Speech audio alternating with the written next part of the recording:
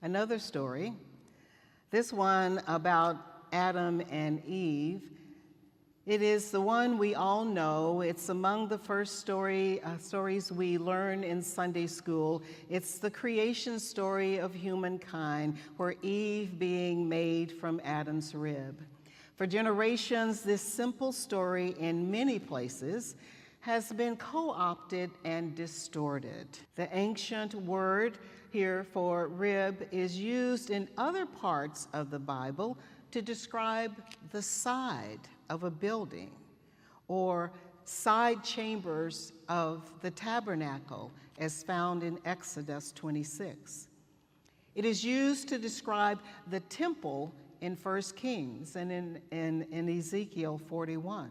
From this architectural viewpoint, Selah is seen as a sacred structural supporting element to these places. This hints that something much grander than a simple bone or rib being used to build. This misinterpretation, in some places, has caused immeasurable pain, and it has strained the fabric of the church with injustice. But let's step into God's creative imagination.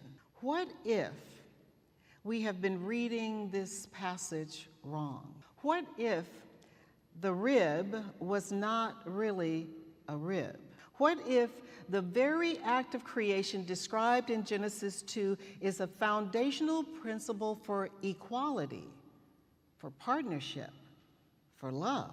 What if the truth of this passage, uncovered from layers of historical misinterpretation, is meant to be a cornerstone of our beloved community? Eve is created in the image of God.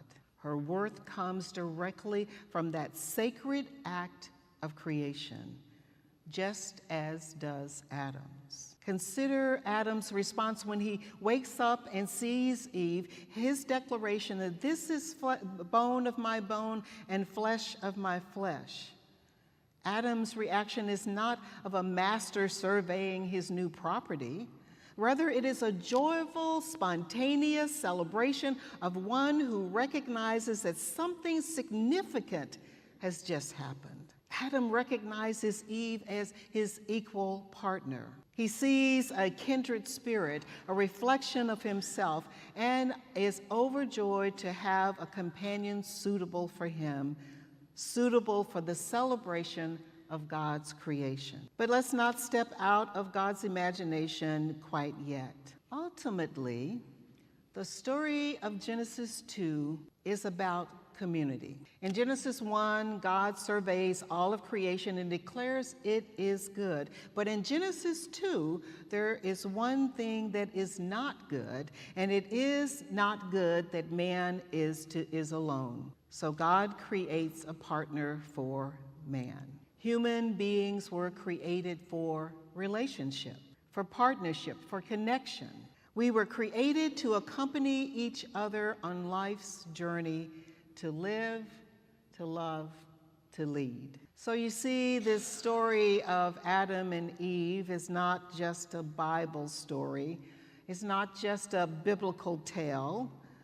Breaking apart the mistranslation of rib to side is not just a theological linguistic exercise. No, the creation story of humankind is a prophetic statement that points to the inclusion of all of God's ever-evolving world.